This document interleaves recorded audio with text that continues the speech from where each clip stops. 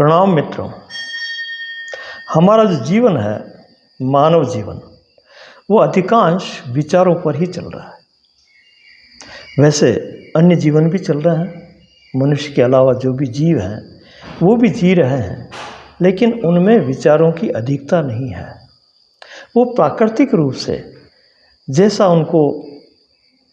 उनकी प्रवृत्ति है, जैसा उनका स्वभाव निर्धारित किया हुआ है, उसके अनुसार वो गति कर रहे हैं और जी रहे हैं संसार में। लेकिन मानव जीवन, मनुष्य का जीवन बुद्धि होने की वजह से अधिकतर विचारों पर ही निर्भर है।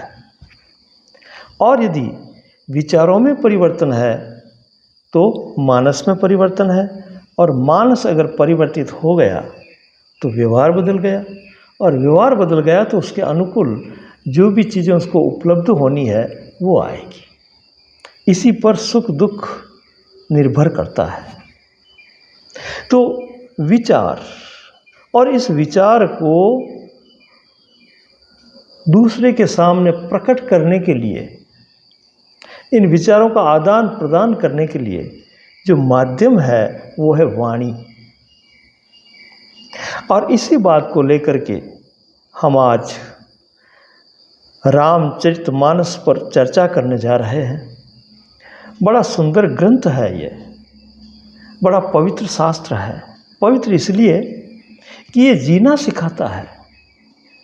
हमारे जो रोज़मर्रा की पारिवारिक, सामाजिक जो भी कठिनाइयाँ हैं, जिस परिवेश में हम जी रहे हैं, वहाँ का वातावरण कैसा है, उस वातावरण से कैसे निपटा जाए, कैसे उसको समझा जाए और उसके अनुकूल अपने को ढाला जाए या अन्य को सुधारा जाए। ऐसे कुछ तरीके, कुछ सूत्र इस रामचरितमानस में दिए गए हैं। तो वाणी के द्वारा, वैसे तो अनेक ग्रंथ भारत ने दिए हैं, मनीषियों ने दिए हैं, ऋषियों ने दिए हैं, जो इस जीवन को सुंदर बनाने में लगे हुए हैं।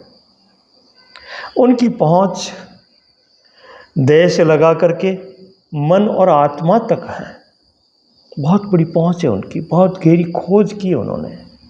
हमारे ऋषियों को बारंबार धन्यवाद है, सादर प्रणाम है उनको कि ऐसी धरोहर भारत में प्रज्वलित करके और भारत का मानस, भारत का जीवन, भारत में रहने की गरिमा बढ़ा दी है। इसीलिए भारत बाह्य दृष्टि से भी सोने की चिड़िया बना, और भीतर की दृष्टि से, अंतर्दृष्टि से अपनी गरिमा और अपनी उत्कृष्ट स्थिति में वो जगत गुरु बना। क्योंकि ये सब कलाएं, ये वाणी का प्रभाव, ये विचारों का ढंग, ये जो खोज, ये अन्वेषण, गहराई, इस सब ने मिल करके एक अलग ही परिवर्तन कर दिया। यदि हम तुलना करें भारत की अन्य देशों से तो भारत श्रेष्ठ ही देखा जाएगा। क्योंकि इसमें जो सनातन धर्म है, वो सनातन का मतलब निरंतर आदिकाल से चला आ रहने वाला, आदिकाल से चलता रहने वाला सनातन, निरंतर एक ऐसी धारा जो जीवन को सुखमय, आनंदमय और सभ्यता के शिखर पर चढ़ाती है। ये जो संस्कृति है, ये संस्कारित करके मानव को वास्तविक आभास कराती है कि मनुष्यता क्या है, मनुष्यता में क्या क्या गुण होते हैं, मनुष्य कैसे सुखी और आनंदित रह सकता है। उनके कारणों को बताते हुए, उसका निराकरण करते हुए हमें बहुत ही आगे बढ़ाया है। इसलिए उन ऋषियों को बारंबार प्रणाम है, बारंबार धन्यवाद है, सहृदय धन्यवाद है। तो जो रामायण जो ग्रंथ है, उस तरह की अनेक विधाएं, अनेक खोजें हमारे भारत में हुई है। वैदिक काल, सबसे प्रथम वेद, जिसमें अपने अपने मंतव्य का संग्रह है। जो जो खोजी हुए हैं उन खोजी लोगों के सूत्र उसमें पिरो करके और पूरा वेद उसको संग्रह करके स्थापित हुआ है। और संग्रह भी कैसा, जो प्रामाणिक हो, जो जीवन के कार्य का हो, जो जीवन में काम आ सके, जिसका उपयोग करके हम कुछ परिवर्तन कर सकें, अनुकूलता पैदा कर सकें, ऐसी चीज़ों का संग्रह इन वेदों में किया गया। फिर उसके बाद में उपनिषद का मतलब पास पास में बैठ करके एक अनुभवी और एक जिज्ञासु, दोनों का आमना सामना एक ही जगह, एक ही समय और एक ही विचारधारा और एक ही विषय को लेकर के गहरी चर्चा हुई, खुल करके चर्चा हुई और बड़े श्रद्धा भाव से हुई।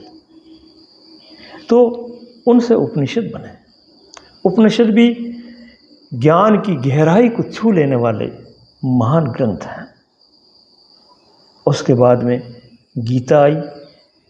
गीता में, भगवत गीता में जो भी वेद और उपनिषद के सार हैं उनको पिरोया गया, उनको समाहित किया गया। तो गीता अपने आप में गागर में सागर की तरह है। ऐसे अमुक अमुक सूत्र जो जीवन में काम आते हैं, जो मानस को झकझोर देते हैं, जो एक सुखद यात्रा करवाते हैं, अंतर की गहराई को जो छू लेते हैं, ऐसी कीमिया, ऐसी विधि, ऐसे सूत्र उसमें संग्रहित किए गए और उसका जीवन में उपयोग भी किया गया।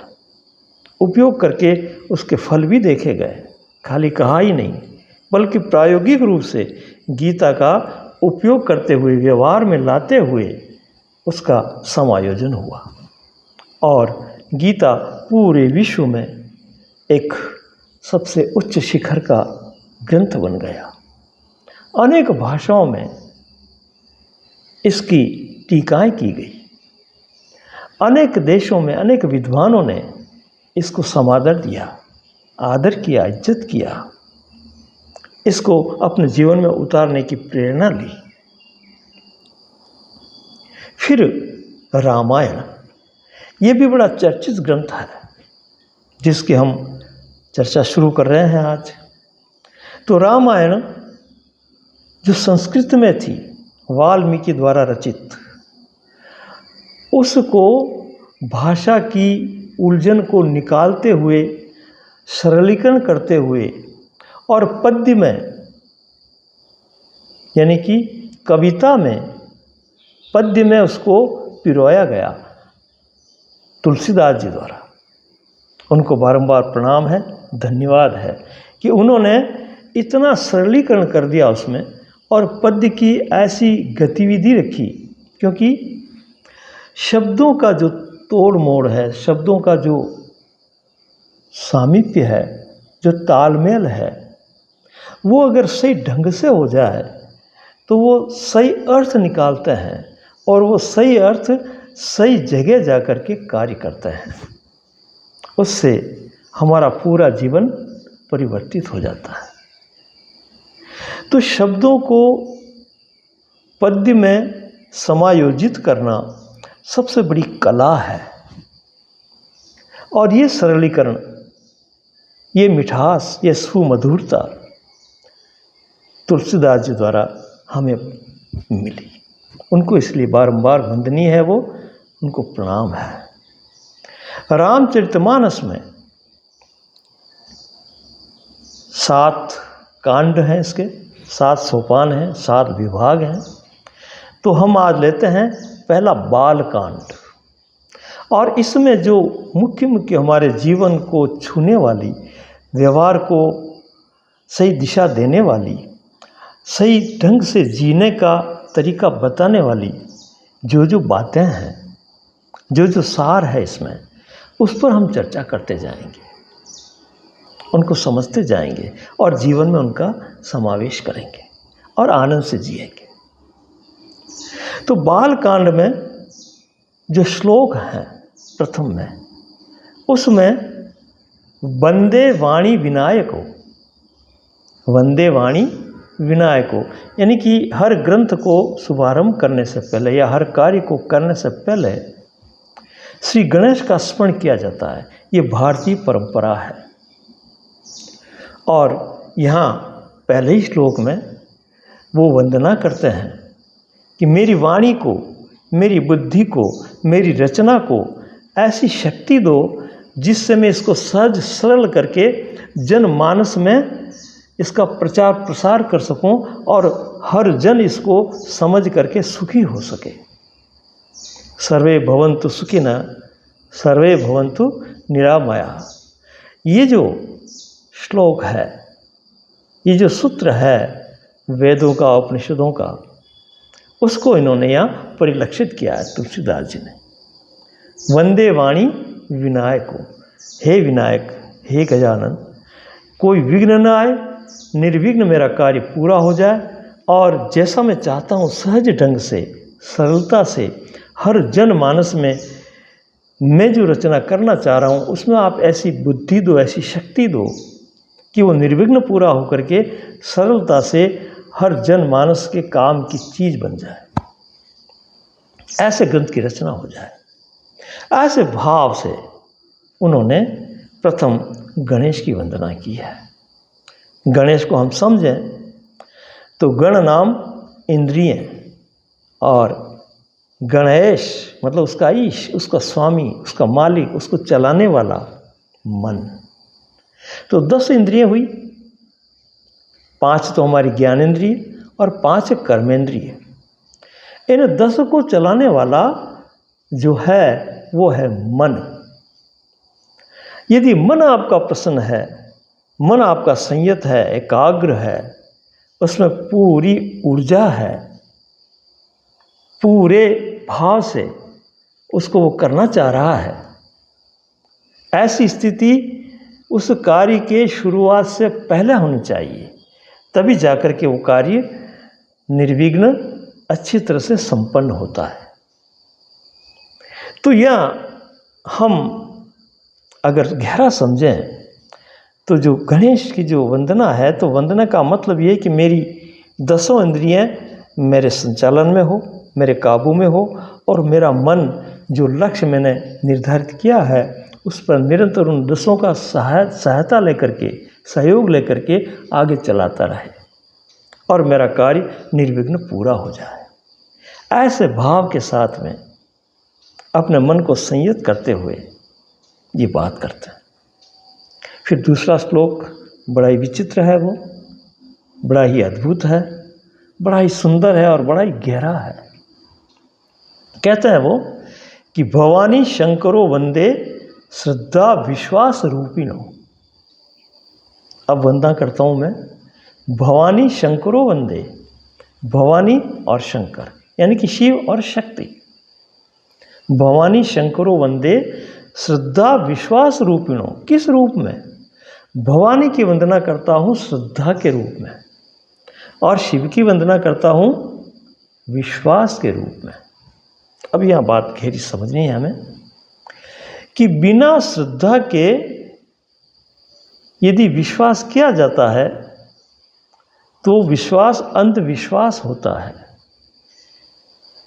वो फलित नहीं होता, वो हमें भ्रमित करता है, हमें उलझा देता है और हम अपना रास्ता भटक करके जहाँ जाना चाहते हैं वहाँ से हट करके कहीं और चले जाते हैं, किसी और चक्रव्यूह में फंस जाते हैं।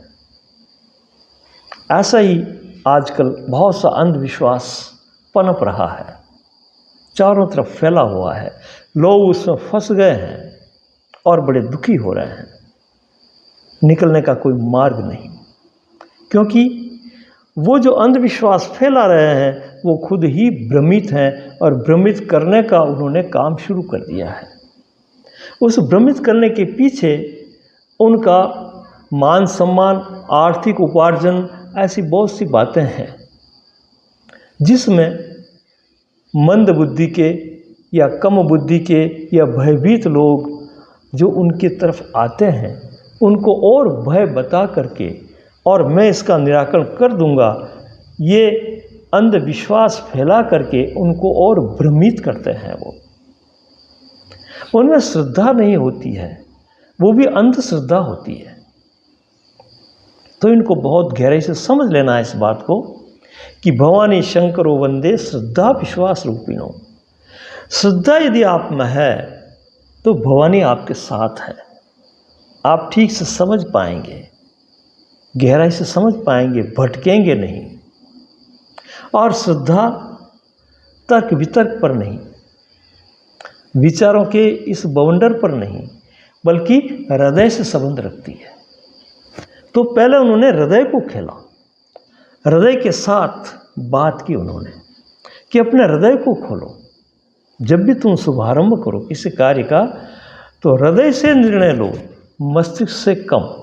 मस्तिष्क का सहायता लो, सहारा लो, लेकिन जो अकाट्य निर्णय जो आएगा वो हृदय से सही रहेगा और वो निर्णय आपका निरंतर एंड तक, अंत तक साथ देगा।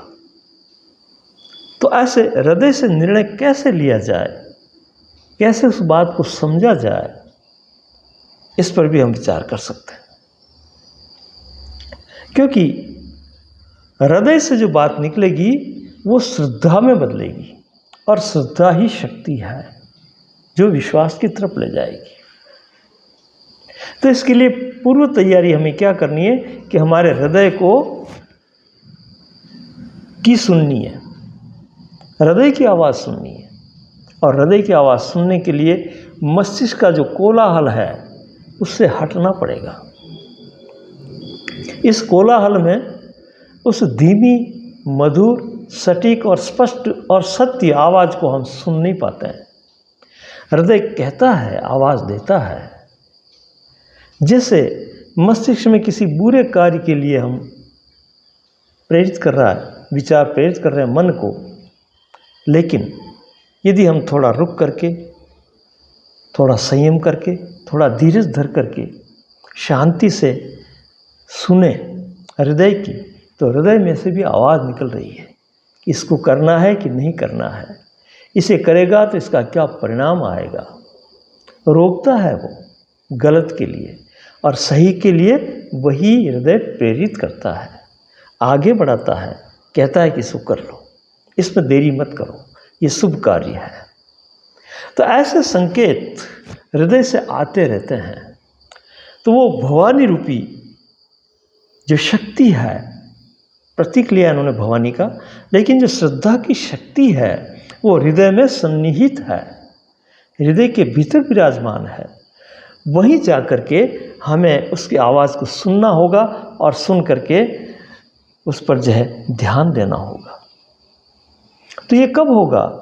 जब हम विचारों के कोलाहल से निकल करके, हट करके, शांत मन से उस हृदय की बात को सुने और उसमें विचारों का अड़ंगा न लगाएं, विचारों को बीच में डाल करके तर्क वितर्क न करें, बल्कि हृदय जैसा कह रहा है, जिस ढंग से कह रहा है, उसको ज्यों का त्यों सुने। ऐसा सुनने से हमारा मार्ग निर्विघ्न हो जाएगा। अनेक जो उलझने आने वाली है उससे हम बच जाएंगे और हमारे गंतव्य लक्ष्य पर दर कदम दर स्वतः चले जाएंगे। ऐसी गतिविधि, ऐसा मार्ग, ऐसा सुझाव हृदय से आता है और हृदय जो भी कहता है वो बड़ा गहरा होता है, क्योंकि वहाँ श्रद्धा का निवास है और उसमें श्रद्धा करके हम जब चलेंगे तो प्रमाण के रूप में जो चीज़ हमारे सामने आएगी वो है विश्वास। विश्वास प्रमाण है श्रद्धा का। श्रद्धा के साथ हम चलते रहेंगे तो ये विश्वास तक ले जा करके हमें खड़ा कर देगा और हमें बता देगा कि वास्तविकता ये है। नहीं तो हम दिग्भ्रमित होकर के भटकते रहेंगे। तो ये जो सुख है, जो परम आनंद है, जो अनुकूलता है, जो हमारे व्यवहार में आने जाने वाले कष्ट पीड़ाएं या कमियां जो कुछ भी है उसका निवारण करने के लिए हमें श्रद्धावान होना होगा। इसलिए ये दूसरे श्लोक में बहुत ही गहरी बात बताते हैं और कहते हैं कि भवानी शंकरो वंदे श्रद्धा विश्वास रूपिणो।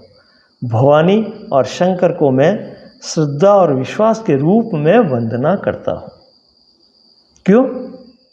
आगे बताया इन्होंने कि याभ्याम बिना न पश्यन्ति, इनके बिना, श्रद्धा और विश्वास के बिना न पश्यन्ति, नहीं दिखाई देता है, नहीं सूझता है, नहीं जानने में आता है।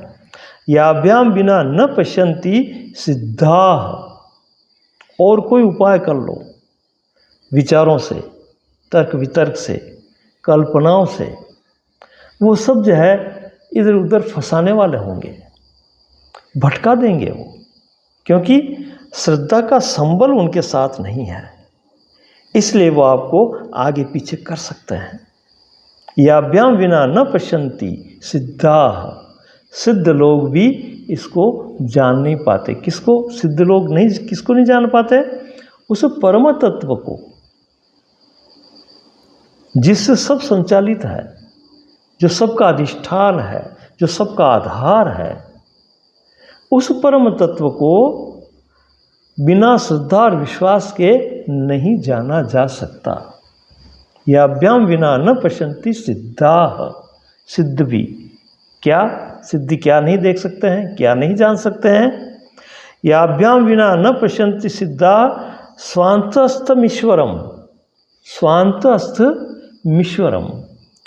स्वान्तस्थ अपने स्वयं के भीतर स्थित, स्वान्तस्थ ईश्वरम, जो अपने भीतर स्थित ईश्वर है, उसको बड़े बड़े सिद्ध भी बिना श्रद्धा और विश्वास के नहीं जान सकते। ये सीधा सरल इसका अर्थ है। तो अपने भीतर ईश्वर है, उसके लिए क्या है? दो उपाय बताए इन्होंने, दो साधन बताए, श्रद्धा और विश्वास। इसके पहले श्रद्धा आएगी, शक्ति आएगी, तब जाकर के उस शक्ति के फलीभूत होने पर, उसका पूरा गंतव्य स्थान तक ले जा करके निराकरण होने पर विश्वास प्रकट होगा। श्रद्धा के साथ जो विश्वास हो रहा है वो प्रामाणिक है, वो सत्य है। बाकी जो विश्वास किए जा रहे हैं विचारों के द्वारा, कल्पनाओं के द्वारा, मनगढ़ंत, वो सब जो है इधर उधर करने वाला है, वो प्रमाणित नहीं है, वो अंधविश्वास में ले जाने वाले हैं और हमें भ्रमित करने वाले हैं। तो इस भ्रम से निकलने के लिए इन्होंने श्रद्धा को महत्व दिया, उसके बाद में विश्वास को फल माना। यानी कि श्रद्धा के बीज से विश्वास रूपी फल प्रकट होगा। जैसा आप चाहते हो ठीक वैसा ही होगा। ऐसा इन्होंने पहले श्रद्धा को स्थान दिया। इसके भी बहुत कारण हैं, क्योंकि आगे के श्लोकों में ये बताते हैं, ये कहते हैं कि उद्भव स्थिति संहारकारिणी,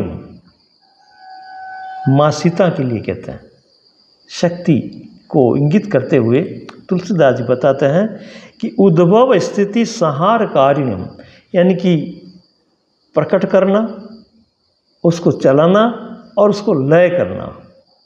सृष्टि, स्थिति और प्रलय, ये जो तीनों क्रम चलते हैं, कोई चीज़ पैदा होती है, फिर वो रहती है थोड़े दिन और फिर नष्ट हो जाती है। ये जो क्रम चल रहा है प्रकृति में भी और मन में भी, विचारों में भी, ये जो गहरा क्रम है, बनना, रहना और बिगड़ना, इसके पीछे शक्ति का हाथ है, श्रद्धा का हाथ है। ठीक है, तो कहते हैं ये माँ सीता के लिए कि उद्भव स्थिति संहारकारिणीम क्लेशहारिणीम, क्लेशों को दूर करने वाली, सर्वश्रेष्ठ करीम सीताम न तो हम राम वल्लभाम। सर्वश्रेष्ठ करीम सीताम, सबसे श्रेष्ठ सीता, न तो हम, मैं नतमस्तक होता हूँ राम वल्लभाम, राम की वल्लभा है, राम के साथ निरंतर रहने वाली है। ऐसी जो सीतामयी शक्ति है वही भवानी रूप में उन्होंने पहले प्रणाम किया। पहले भवानी शंकरो वंदे श्रद्धा विश्वास रूपिणो, क्योंकि वही शक्ति सब तरह की क्षमताएं रखती है, सब तरह के गुण रखती है, कलाएं रखती है, और उन कलाओं को लेकर के ही ये सब कार्य होते हैं। और इस श्रद्धा की वजह से ही तुलसीदास जी श्लोक के भीतर ही कहते हैं, वो स्पष्ट कर देते हैं कि ये जो मैं कार्य कर रहा हूँ जनमानस के लिए, सभी के हित के लिए, सबका हित हो, ऐसे मेरी श्रद्धा है, ऐसे मेरे भाव हैं। लेकिन सबसे पहले इसको शुरुआत करने से पूर्व मैं महान हो जाऊंगा कि मैं महान कृति कर रहा हूँ, कि मैं बड़ा बुद्धिमान हूँ, कि मैं रास्ता दिखा रहा हूँ, ऐसी कोई विडंबना मेरे में न आए, मेरे में अहंकार न पनपे। इसके लिए श्रद्धा के साथ में वो कहते हैं, बहुत ही सुंदर बात कहते हैं, वो कहते हैं कि स्वांत सुखाय रघुनाथ गाथा, स्वांत सुखाय तुलसी रघुनाथ गाथा, भाषा निबंध मति मंजुल मात नोती। श्लोक फिर से पढ़ूं मैं कि स्वांत सुखाय तुलसी रघुनाथ गाथा, भाषा निबंध मति मंजुल मात नौती। यानी कि स्वांत सुखाय, मैं ये जो भी कुछ हो रहा है, रामचरितमानस की जो रचना हो रही है, ये स्वांत सुखाय तुलसी रघुनाथ गाथा, रघुनाथ की जो गाथा है, मैं अपने सुख के लिए स्वांत सुखाय, खुद के सुख के लिए, खुद आनंदित होने के लिए कर रहा हूँ। कितना बड़ा लक्ष्य है, ये श्रद्धा की वजह से है, ये हृदय के उद्गार हैं कि मैं अपना आप को ऊंचा उठाने के लिए, मनवाने के लिए, या किसी अहंकारवश कुछ बड़ा काम कर रहा हूँ, ऐसा नहीं है। मैं अपने आप को सुखी करने के लिए स्वांत सुखाय तुलसी रघुनाथ गाथाय। अब ये अपने आप को तुलसीदास जी कहते हैं कि मैं अपने आप को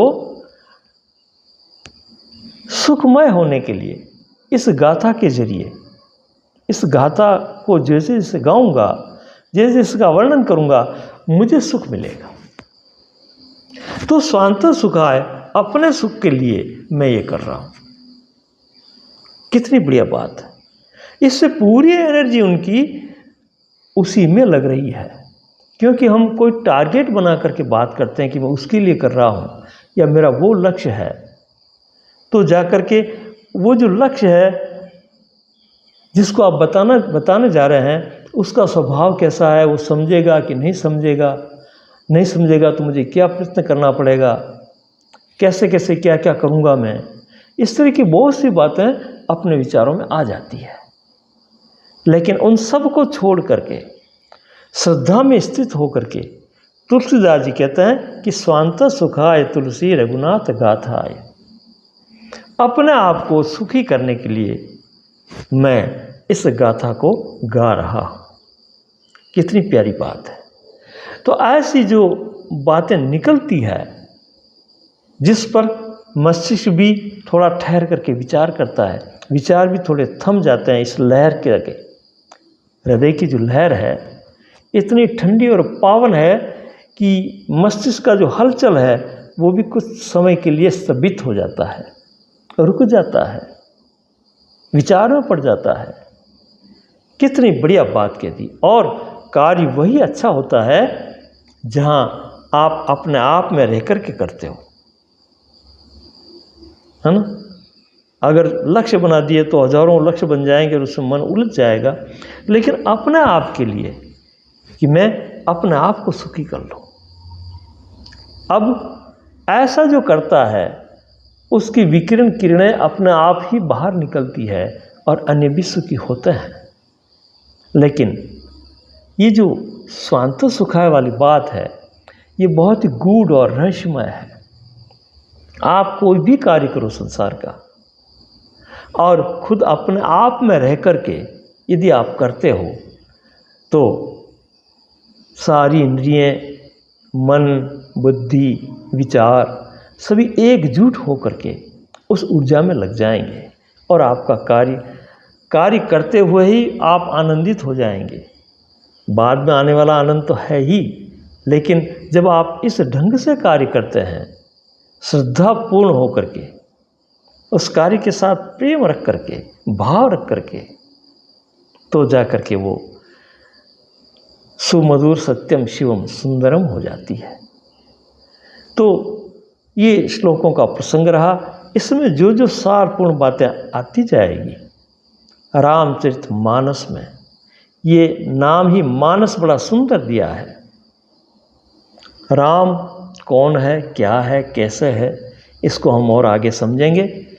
लेकिन यदि हमारा मानस सही है, क्योंकि उस मानस के पात्र में ही वो ऊर्जा आएगी, वो आनंद आएगा, वो लहर आएगी, तो वो पात्र सही होना चाहिए। तो इस मानस को सही करने के लिए ये पूरा मानस की ही चिकित्सा है ये रामायण। मन को पूरा सही ढंग से चलाते हुए, व्यवहार में उसका प्रयोग करते हुए ये बताता रहता है कि आप किस ढंग से चलेंगे, हृदय और मस्तिष्क का तालमेल कैसे बैठाएंगे और फिर आप कार्य करेंगे तो आपका जीवन बड़ा ही सुंदर हो जाएगा। किसी प्रकार की उलझन नहीं रहेगी, फिर बात ही कुछ और हो जाएगी, जीवन का आनंद आ जाएगा। धन्यवाद। अगले वीडियो में हम इसी प्रसंग को चलाते रहेंगे। प्रणाम।